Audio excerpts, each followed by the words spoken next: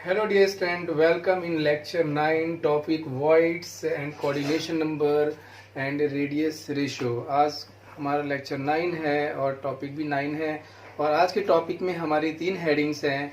voids that is also called interstitial sites and empty space, and the second topic is coordination number and third one is a radius ratio। तो 3 topic के discussion आज हम करेंगे और तीनों में correlation को भी आज हम समझेंगे। तो सबसे पहले voids क्या होता है। voids को हम इंटरस्टिशियल साइट भी कहते हैं और इसी को हम एम्प्टी स्पेस भी कह सकते हैं। तो ये तीनों एक ही चीजें हैं। तो डियर स्टूडेंट, voids की बहुत सारी वैरायटी होती है, जैसे क्यूबिकल voids होते हैं, ट्रायंगुलर voids होता है, टेट्राहेड्रल voids होता है, ऑक्टाहेड्रल voids होता है। तो हमारे सिलेबस में मेनली हम भी 2 टाइप के voids की बात करेंगे, tetrahedral voids and octahedral voids। तो ये voids बनते कब हैं? तो जैसा कि हमने प्रीवियस क्लास में पढ़ा था क्लोज पैकिंग में हमने 1 डायमेंशन क्लोज पैकिंग पढ़ी थी, 2 डायमेंशन क्लोज पैकिंग पढ़ी थी और 3 डायमेंशन क्लोज पैकिंग पढ़ी थी। तो 3 डायमेंशन क्लोज पैकिंग में हमने हेक्सागोनल क्लोज पैकिंग पढ़ी और क्यूबिकल क्लोज पैकिंग पढ़ी। तो due to the formation of unit cell, है ना, तो जो पैकिंग होती है, तो इस क्लोज पैकिंग में वेरियस टाइप्स ऑफ voids बनते हैं। तो हमारे सिलेबस में मेनली हम 2 टाइप के यूनिट सेल के बारे में कॉम्प्रिहेंसिवली बात करेंगे, टेट्राहेड्रल voids और ऑक्टाहेड्रल voids। तो पहले मैं आपको समझाता हूँ ये voids होता क्या है। तो समझिए, जैसे मान लीजिए कि ये हमारा एक 1 और ये हमारा दूसरा एटम है 2 और ये देखिए ये 3 एटम की क्लोज पैकिंग है और इन 3 एटम के क्लोज पैकिंग से ये जो एम्प्टी स्पेस बन रहा है, इस एम्प्टी स्पेस का शेप देखिए, इस एम्प्टी स्पेस का शेप जो है ट्रायंगुलर है। तो ये हमारा कहलाता है ट्रायंगुलर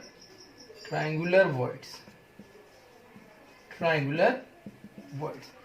ऐसे ही हमारा टेट्राहेड्रल voids भी बनता है। मैं आपको समझा रहा हूँ, टेट्राहेड्रल और ऑक्टाहेड्रल voids भी बनते हैं। जैसे ये देखिएगा,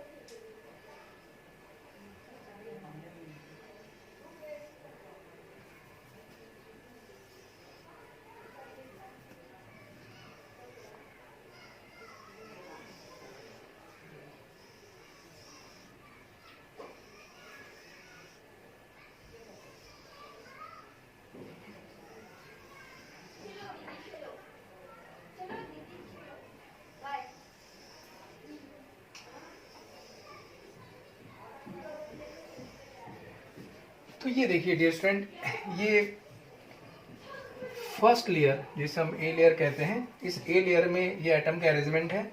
और अगर 1 2 3 ये 3 एटम के ऊपर अगर मैं इन एटम के सेंटर को मिलाता हुआ एक एटम इसके ऊपर है, तो इस लोकेशन को देखिएगा,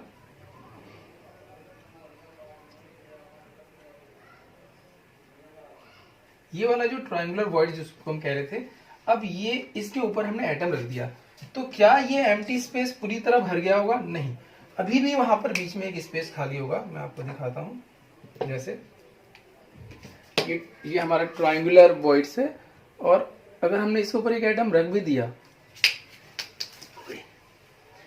ये हमने इसके ऊपर एक एटम रख दिया, इसके बावजूद भी वहां पे voids है, मतलब एम्प्टी स्पेस है, लेकिन वो एम्प्टी स्पेस 4 एटम से सराउंडेड हो गया।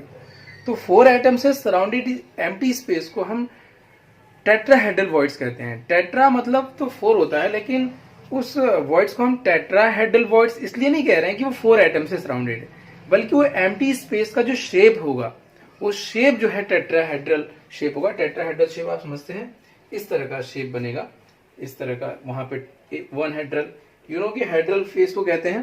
तो 4 फेसेस जनरेट होंगे अगर 4 एटम के सेंटर को हम ज्वाइन करें। जैसे सपोज मान लीजिए एक एटम का सेंटर ये है, दूसरे एटम का सेंटर ये, तीसरा ये, चौथा। तो इन चारों एटम के सेंटर को ज्वाइन करें तो आपको ऐसा एम्प्टी स्पेस, वहां पर एक ऐसा एम्प्टी स्पेस टेट्राहेड्रल टाइप का 1 2 3 एंड 4 हेड्रल टाइप का शेप मिल जाएगा, उसे हम टेट्राहेड्रल वॉइड्स कहेंगे। तो यहां पर हमारा, यहां पर एक टेट्राहेड्रल वॉइड्स बनेगा। ऐसी फिर से 1 2 3 ये फर्स्ट लेयर के एटम है, और ये जो डॉट डॉट डॉट डॉट हम दिखा रहे हैं सेकंड लेयर के एटम है। तो हम फिर से अगर यहां पर एक टेट्राहेड्रल वॉइड्स की बात करें तो फिर से देखिए, ये यहां पर फिर से एक टेट्राहेड्रल वॉइड्स बन गया, और यहां पर फिर से एक टेट्राहेड्रल वॉइड्स बन गया, और ये फिर से एक टेट्राहेड्रल वॉइड्स बन गया। अब इस वाले स्पेस को ध्यान से देखिए, यहां पर ये डार्क लाइन वाले एटम जो फर्स्ट लेयर के हैं, और ये जो डॉटेड वाले हैं ये सेकंड लेयर के हैं। तो अगर मैं यहां पर एक और टेट्राहेड्रल वॉइड्स बनाऊं तो ये तो हमारा फिर से टेट्राहेड्रल वॉइड्स बना। लेकिन इस वाले स्पेस को ध्यान से देखिए, इस वाली लोकेशन को, इस वाली लोकेशन में 3 एटम फर्स्ट लेयर के हैं और 3 एटम सेकंड लेयर के हैं। मतलब ये कुछ ऐसा दिखेगा आपको।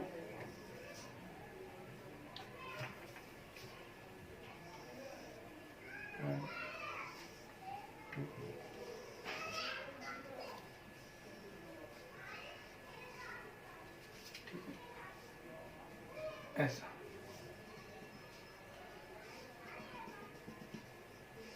ऐसा ये देखिए। तो ये जो हमारा स्पेस है ये 6 एटम से सराउंडेड है। 6 एटम से सराउंडेड एम्प्टी स्पेस को या वॉइड्स को हम ऑक्टाहेड्रल वॉइड्स कहते हैं, जिसको हम O से रिप्रेजेंट कर रहे हैं। मतलब ये हमारा हो गया ऑक्टाहेड्रल वॉइड्स। ऐसे अगर हम यहाँ पर एक पुट करें तो फिर यहाँ भी ऑक्टाहेड्रल वॉइड्स बनेगा। तो इस तरह से इस 3 डायमेंशनल क्लोज पैकिंग में मेनली इस अरेंजमेंट में हमें 2 टाइप के वॉइड्स नजर आ रहे हैं। एक को हम टेट्राहेड्रल वॉइड्स कह रहे हैं और एक को हम ऑक्टाहेड्रल वॉइड्स कह रहे हैं। तो टेट्राहेड्रल और ऑक्टाहेड्रल वॉइड्स को थोड़ा और स्टडी करते हैं। तो एक बात तो आपको पता चल गई कि वॉइड्स को हमने यहां पर एक हमने 4 एटम से सराउंडेड स्पेस की बात की है।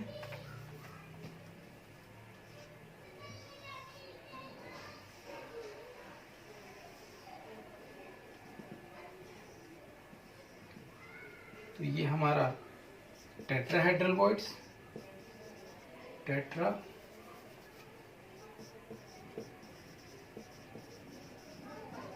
टेट्राहेड्रल वॉइड्स, और यहां पर 1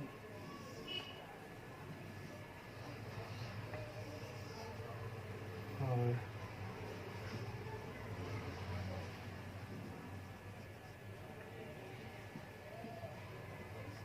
ये हमारा ऑक्टाहेड्रल वॉइड्स। टेट्राहेड्रल वॉइड्स को आप इस तरह से भी रिप्रेजेंट कर सकते हैं। ये हमारे चारों एटम के सेंटर हैं। तो इस तरह से हम 4 फेसेस को दिखा सकते हैं, 1 2 3 4। और ऐसे ही ऑक्टाहेड्रल के लिए आप एक रेक्टेंगल बना लीजिए। रेक्टेंगल का हाफ लगभग यहां आएगा, और इस हाफ का भी हाफ जो यहां आएगा, तो यहां पर एक पॉइंट ले लीजिए।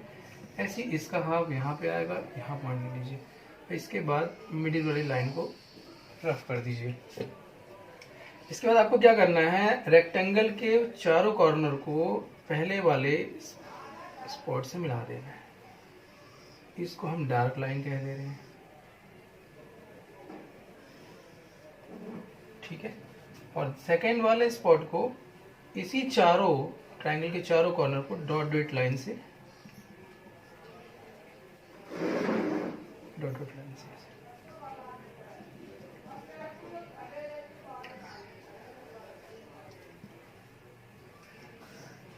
तो ये जो है हमारा ABCD ये एक इमेजिनरी प्लेन है ना, जिसको मैं थोड़ा आपको समझा देता हूँ। मान लीजिए ये एक इमेजिनरी प्लेन है, तो 1 2 3 और 4 ऐसे करके ऐसे ऐसे समझना है आपको। तो 4 फेस 1 2 3 4 फेसेस ऐसे, ये डार्क वाले हैं, और ऐसी जो डॉटेड लाइन वाली हैं 1 2 3 और 4, यानी कि लगभग डायमंड शेप जैसा आपको नजर आएगा।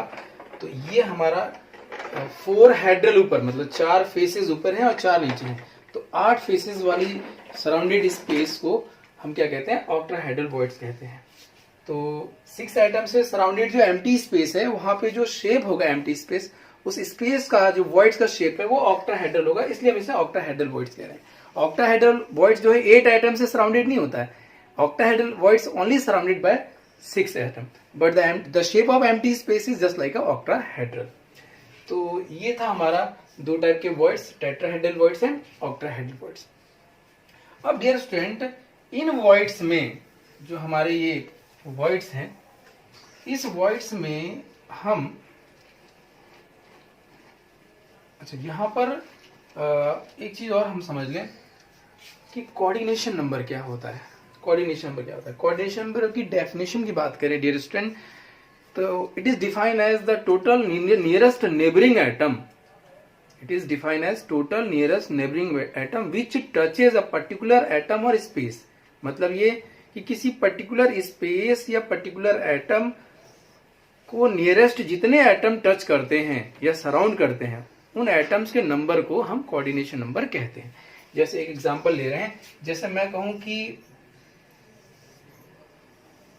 इस लोकेशन की मैं बात कर रहा हूं, ये हमारा एक एम्प्टी स्पेस है, तो मैं पूछूं कि भाई इस एम्प्टी स्पेस का कोऑर्डिनेशन नंबर कितना होगा, तो आपको ये सोचना है कि ये एम्प्टी स्पेस कितने नियरेस्ट नेबरिंग एटम से सराउंडेड है। तो आप देख रहे हैं 1 2 3 एटम से सराउंडेड है, तो ये हमारा इस एम्प्टी स्पेस, इस एम्प्टी स्पेस का शेप कैसा है डियर स्टूडेंट?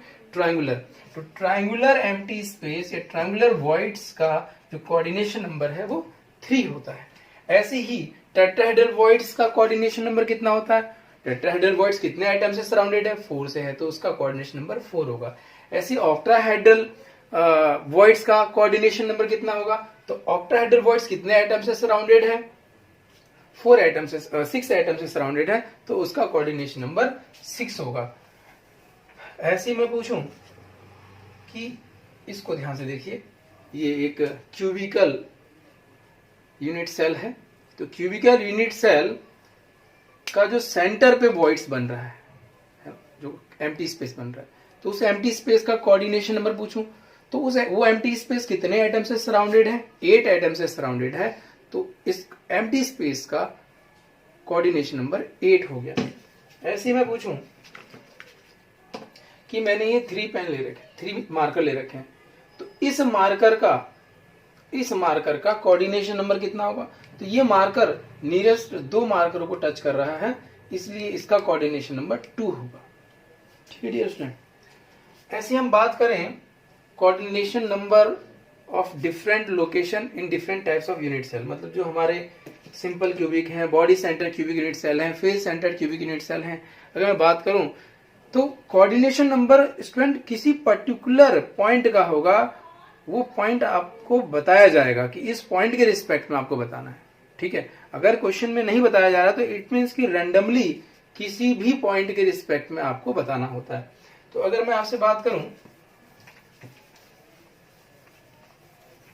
कि face centred cubic unit cell, जैसा कि आपको पता है कि face centred cubic unit cell में एटम हमारे कॉर्नर पे और फेस पे होते हैं। तो face centred cubic unit cell FCC, face centred cubic unit cell में atom are placed at the corner as well as face centre. तो एक वन फेस हो गया 1 1 2 3 4 5 एंड आपके सामने वाला 6।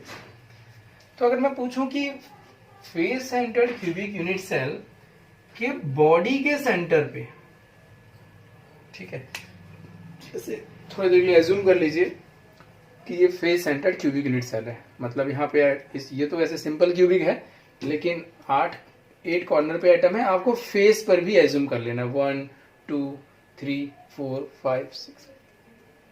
तो इस face centred cubic unit cell के जो इस क्यूब के सेंटर के रिस्पेक्ट में इसका कोऑर्डिनेशन नंबर कितना होगा। तो आपको ये सोचना है कि इस सेंटर के रिस्पेक्ट में ये सेंटर कितने एटम से सराउंडेड है। तो अगर एटम से सराउंडेड की बात करेंगे तो आप कहेंगे जी 8 कॉर्नर पे हैं और 6 फेसेस पे हैं, तो 8 और 6 14 हो गया। तो 14 एटम से सराउंडेड हो रहा है, तो इस सेंटर का कोऑर्डिनेशन नंबर 14 होगा, जबकि ऐसा नहीं होता क्योंकि 8 एटम कॉर्नर वाले और 6 एटम फेस वाले हैं, तो ये 14 तो हो रहा है। लेकिन डेफिनेशन में एक और पॉइंट जो कहा गया है कि the total number of nearest neighbouring atom, कि आपको उन एटम को काउंट करना है जो उस पर्टिकुलर स्पेस के सबसे नियरेस्ट हैं। तो अगर नियरेस्ट की बात करें तो सेंटर से ये फेस वाला ये ज्यादा क्लोज है, यानी कि ये 6 एटम इस एम्प्टी स्पेस को सराउंडेड कर रहे होंगे, जबकि ये उससे इक्वल डिस्टेंस में नहीं है। हाँ, अगर फेस वाले एटम और कॉर्नर वाले एटम ये दोनों की डिस्टेंस सेम होती तब हम इसका कोऑर्डिनेशन नंबर 14 बोलते।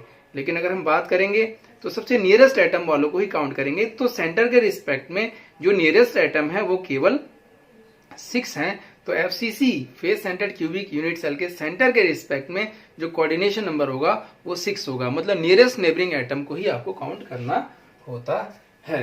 तो ये था बच्चों कोऑर्डिनेशन नंबर। तो कोऑर्डिनेशन नंबर आप टेट्राहेड्रल का लर्न कर सकते हैं और ऑक्टाहेड्रल का लर्न कर सकते हैं, क्यूबिकल का लर्न कर सकते हैं। लेकिन जब किसी different types of unit cell या डिफरेंट लोकेशन की बात की जाएगी तो उस समय उसको इमेज करके आपको बताना होगा। इसके अलावा बात करें बच्चों रेडियस रेशियो क्या होता है, तो रेडियस रेशियो को जानने से पहले हम थोड़ा सा फिर से वापस वर्ड्स में जाएंगे। तो मैं आपको बताना चाह रहा हूं कि जैसे देखिए ये हमारा ट्रायंगुलर वॉइड्स है।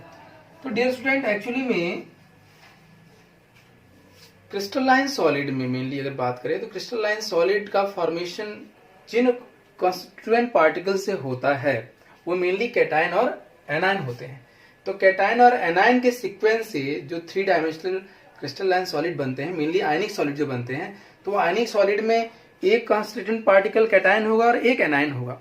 तो जनरली पाया गया है कि जो क्लोज पैकिंग होती है आयनिक सॉलिड में, तो जो एनायन है नेगेटिव वाले वो तो वॉइड्स बनाते हैं और वॉइड्स के अंदर जो एंट्री मिलती है वो कैटायन को मिलती है। मतलब कैटायन मतलब due to the formation of 3 dimensional arrangement या due to the close packing, जब क्लोज पैकिंग होती है तो एनायन तो वॉइड्स बनाने में फॉर्म होते हैं, उनका यूज वॉइड्स बनाने में होता है, लेकिन जो वॉइड्स में ऑक्यूपाइड होते हैं वो कैटायन ऑक्यूपाइड हो जाते हैं। तो अगर मैं कहूं कि जैसे मान लीजिए कि ये 3 एटम है और तो ये कोई एनायन यानी कि नेगेटिवली चार्ज एनायन ये ट्रायंगुलर वॉइड्स बना रहा है। तो इस नेगेटिवली चार्ज एनायन की रेडियाई को हमने R नेगेटिव कह दिया और इस वॉइड्स में हम कोई छोटा स्फीयर या एटम या कैटायन रख सकते हैं जिसकी रेडियाई को हमने R पॉजिटिव कह दिया।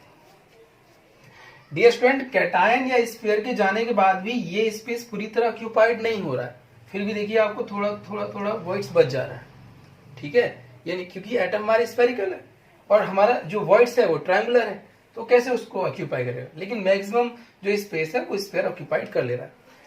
तो किसी वॉइड्स में ऑक्यूपाइड होने वाले कैटायन और उस वॉइड्स को बनाने में जो एनायन यूज हो रहे हैं आर नेगेटिव का ratio, the ratio of cation inside the voids and the ratio of anion which form the voids is called radius ratio. इसी को हम रेडियस रेशियो कहते हैं, जो हमारा आज का तीसरी हेडिंग रेडियस रेशियो। यानी कि आप कह सकते हैं कि जैसे हमारा टेट्राहेड्रल वॉइड्स है, टेट्राहेड्रल वॉइड्स में ऑक्यूपाइड होने वाले एटम की रेडियाई को अगर मैं स्मॉल आर कहूं, जो कि एक कैटायन हो सकता है, और टेट्राहेड्रल वॉइड्स बनाने में जो एटम पार्टिसिपेट कर रहे हैं उसकी रेडियाई को मैं स्मॉल आर कह रहा हूं, तो इसका radius ratio r small are upon capital r is called radius ratio. तो radius ratio for tetrahedral voids, क्योंकि टेट्राहेड्रल वॉइड्स है तो रेडियस रेशियो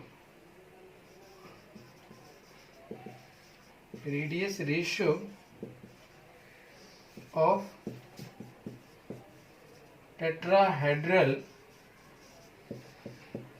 वॉइड्स ये आता है डियर स्टूडेंट 0.225, यानी कि r small are upon capital are equals to 0.225, यानी कि कैटायन अपॉन एनायन का रेशियो आता है 0.225। ये टेट्राहेड्रल के लिए। सिमिलरली अगर ऑक्टाहेड्रल की बात करें तो ऑक्टाहेड्रल जो कि 6 एटम से सराउंडेड होता है,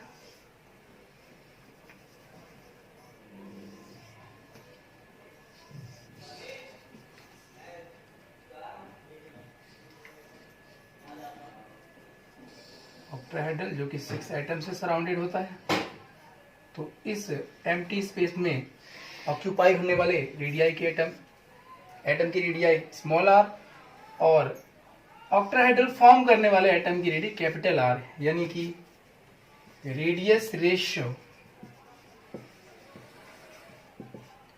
फॉर ऑक्टाहेड्रल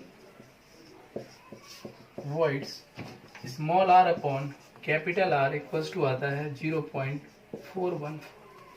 और इसको हम प्रूफ भी कर सकते हैं, इसका डेरिवेशन भी हमारे सिलेबस में है एनसीईआरटी की एक्सरसाइज में। इसी का है क्योंकि इसमें जो हम यूज करते हैं इसमें सिंपल मैथमेटिक्स लगती है, जबकि टेट्राहेड्रल वॉइड्स में थोड़ी कॉम्प्लेक्स मैथमेटिक्स लगती है, इसलिए वो सिलेबस में नहीं। तो इसका हम डेरिवेशन भी कर सकते हैं, इसका डेरिवेशन करके देखते हैं। तो हम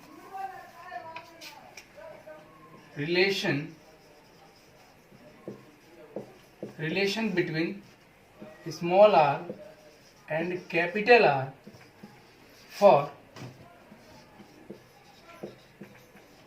octahedral voids।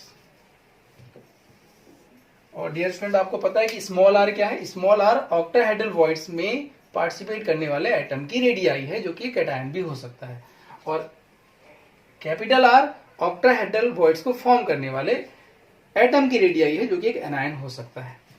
तो डेरिवेशन करने के लिए आपको पता है कि ऑक्टाहेड्रल वॉइड्स में 6 एटम पार्टिसिपेट करते हैं, लेकिन हम उस 6 एटम में से केवल 4 एटम को ही दिखा रहे हैं।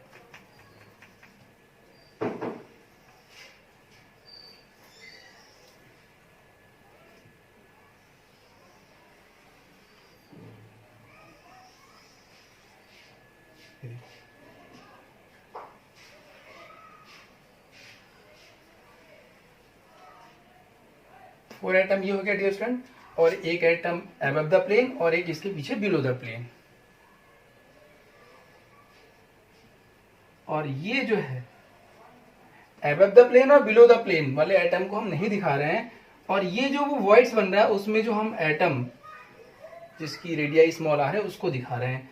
तो अगर इनके सेंटर को आपस में ज्वाइंट करें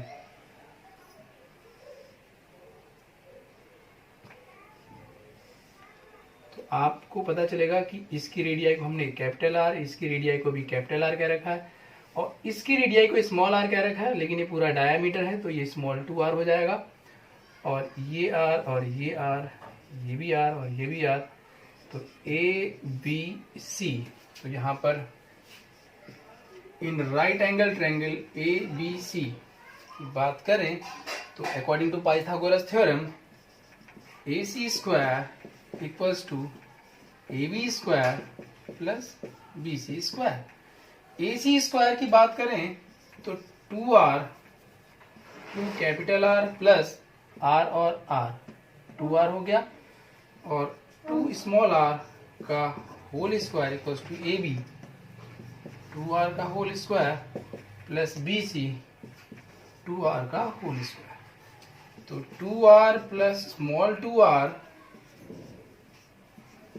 equals to 4r square, 4r square, 8r square. अब यहाँ पर एक मिस्टेक जनरली बच्चे क्या कर देते हैं, इसको ए और बी के फॉर्मूले से ओपन कर देते हैं, जबकि आपको ऐसा नहीं करना है, नहीं तो हमारा जो है कैलकुलेशन और टिपिकल हो जाएगी। तो आपको दोनों तरफ RHS और LHS दोनों तरफ स्क्वायर रूट ले लेना है। तो स्क्वायर रूट ले लेंगे तो 2r small 2r, square root लेंगे तो ये स्क्वायर चला जाएगा, और इसका स्क्वायर रूट क्या हो जाएगा 2√2, और ये r। इसके बाद यहां से 2 कॉमन ले लीजिए, तो r प्लस स्मॉल r, ये कैंसिल हो गया, ठीक है। तो r plus small r equals to √2r, capital R को वहां भेज दें तो small r equals to √2r minus r, और यहां से क्या कॉमन आ जा रहा है, r कॉमन आ जा रहा है, तो √2 माइनस 1, इसको नीचे लाएं तो small r upon capital R equals to √2 की वैल्यू 1.414 माइनस 1, और इसमें इसको सेपरेट करेंगे तो ये आएगा 0.414। अभी मैंने कुछ देर पहले आपको यही बताया था कि ऑक्टाहेड्रल वॉइड्स के लिए जो रेडियस रेशियो की वैल्यू है वो 0.414 आती है। अब बच्चे के दिमाग में यहाँ पर एक क्वेश्चन ये आता है कि अभी हमने जब ऑक्टाहेड्रल वॉइड्स बताया था तो ऑक्टाहेड्रल वॉइड्स में हमने 3 एटम, इसको थोड़ा रफ कर लेते हैं, इस डायग्राम को देख के बच्चा कंफ्यूज होता है, इसको थोड़ा क्लियर करते हैं कि वहां पे हमने 3 एटम ऐसे करके दिखाए, 1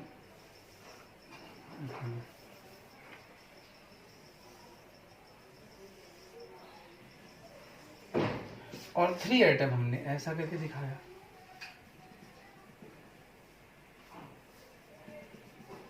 ऐसा, और इसके अंदर हमारा वो एटम रखा है जिसकी रेडियाई स्मॉल r है और इसकी रेडियाई कैपिटल R। तो ये ऐसा कैसे नजर आ रहा है, तो मैं स्टूडेंट आपको दिखाना चाह रहा हूं इसको एक मैथमेटिकल गैजेट से। 3 स्पेयर ये फर्स्ट लेयर के हैं और 3 स्पेयर ये हमारे सेकंड लेयर के हैं। तो अगर आप ध्यान से देखें कि हम ऐसा तो नहीं ले सकते, क्योंकि अभी आपने देखा कि फर्स्ट लेयर का अरेंजमेंट अलग है, सेकंड लेयर का अरेंजमेंट अलग है, तो हम इसको ऐसे तो नहीं ले सकते, ठीक है। हम इसको ऐसे ऐसे टर्न कर दिया।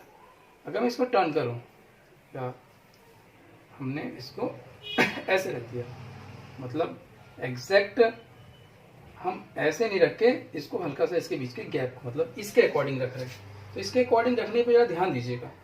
मैंने आपसे क्या कहा कि हम ऑक्टाहेड्रल वॉइड्स में से ये 4 एटम ही दिखा रहे हैं, एक एटम जो अबव द प्लेन है, एक बिलो द प्लेन है, उसको नहीं ले रहे हैं। तो ध्यान देखिए इस शेप को, अगर मैं चारों तरफ से 3 डायमेंशनली आपको घुमा के दिखाऊं तो ये येलो वाली जो बॉल्स है 1 2 3 4 ये एक प्लेन में है, ये एक प्लेन में है। और ये जो ब्लू वाली बॉल्स हैं, देखिए ये वाली अबव द प्लेन और ये बिलो द प्लेन, यानी कि अबव द प्लेन जो हमने नहीं दिखा रखा है और ये बिलो द प्लेन वो नहीं दिखा। तो ये पूरी एक प्लेन में है, और हमारा जो वॉइड्स में एटम जा रहा है वो इन चारों प्लेन में प्रेजेंट एटम को टच करेगा। तो इस तरह से हमने ये इमेजिनेशन करके ये वाले प्लेन को ले रखा है। तो इस तरह से वो हमारा डायग्राम ऐसा आ रहा है। तो ये था relation between small r and capital R for the octahedral voids. अब डियर स्टूडेंट बात करें कि हमने 3 चीजें आज स्टडी की, वॉइड्स पढ़ा, कोऑर्डिनेशन नंबर और रेडियस रेशियो। वॉइड्स क्या होता है? एक एम्प्टी स्पेस होता है, इंटरस्टिशियल साइट होता है जो एटम से सराउंडेड होता है। कोऑर्डिनेशन नंबर क्या हुआ? कोई पर्टिकुलर एटम या स्पेस जितने एटम से सराउंडेड होता है वो उसका कोऑर्डिनेशन नंबर कहलाता है। और रेडियस रेशियो क्या होता है? It is the ratio of cation with anion is called radius ratio. अगर तो now student we can correlate correlation between voids, coordination number and radius ratio. हम इन दोनों में कोरिलेटिव टेबल बना सकते हैं। तो कैसे? रेडियस रेशियो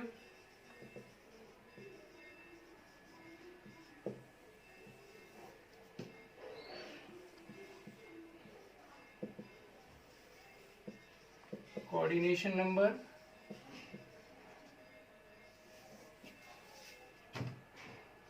and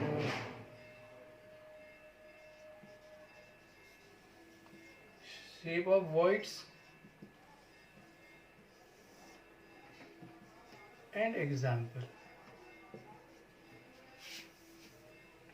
ये सपोज मान लीजिए कि किसी क्रिस्टलाइन सॉलिड का फॉर्मेशन जिस कैटायन और एनायन से हुआ है, तो कैटायन की रेडियाई 125 पिकोमीटर है और एनायन की रेडियाई 250 पिकोमीटर है। तो यानी कि कैटायन और एनायन की रेडियाई आपको दे रखी है, तो इससे आप क्या निकालेंगे? रेडियस रेशियो निकल जाएगा। रेडियस रेशियो के लिए हमें कैटायन और एनायन के बारे में कुल बताना चाहिए। अगर ये वैल्यू, रेडियस रेशियो की वैल्यू 0.155 से 0.225 के बीच में लाई करती है। If the radius ratio of cation with anion is lie between 0.155 to 0.225, that the coordination number is 3। उस समय कोऑर्डिनेशन नंबर 3 होगा। और कोऑर्डिनेशन नंबर 3 मीन्स आप समझ रहे हैं कि the space, the special atom, the particular atom which are surrounded by 3 atoms is called their coordination number. तो आपको अच्छे से पता है कि 3 एटम से सराउंडेड जो स्पेस होता है, एम्प्टी स्पेस होता है, उसका शेप क्या होता है? ट्रायंगुलर। तो the shape of what's triangular, and इसका एग्जांपल होता है बोरॉन ट्राइऑक्साइड। सिमिलरली अगर रेडियस रेशियो की वैल्यू 0.225 से 0.414 के बीच में लाई करती है, तो उस समय कोऑर्डिनेशन नंबर होता है 4। और कोऑर्डिनेशन नंबर 4 किसका होता है dear student? Tetrahedral voids. Tetrahedral voids, क्योंकि टेट्राहेड्रल वॉइड्स कितने आइटम से सराउंडेड होता है? 4 आइटम से। That is their coordination number. और इसका एग्जांपल होता है dear student zinc blende, zinc sulphide. और इसी तरह सिमिलरली अगर रेडियस रेशियो की वैल्यू 0.414 से 0.732 आता है, तो उस समय इसका कोऑर्डिनेशन नंबर होता है 6। और आपको पता है कि कोऑर्डिनेशन नंबर 6 किसका होता है? 6 एटम से surrounded empty space, octahedral voids. Octahedral voids. और इसका एग्जांपल होता है NaCl। और if the radius ratio lie between 0.732 to 1, so that time the coordination number is 8 and the shape of voids is cubical, not cubical unit cell, it is the shape of void, cubic voids बनता है। और इसका example होता है caesium chloride. तो this is the correlation between voids, coordination number and radius ratio.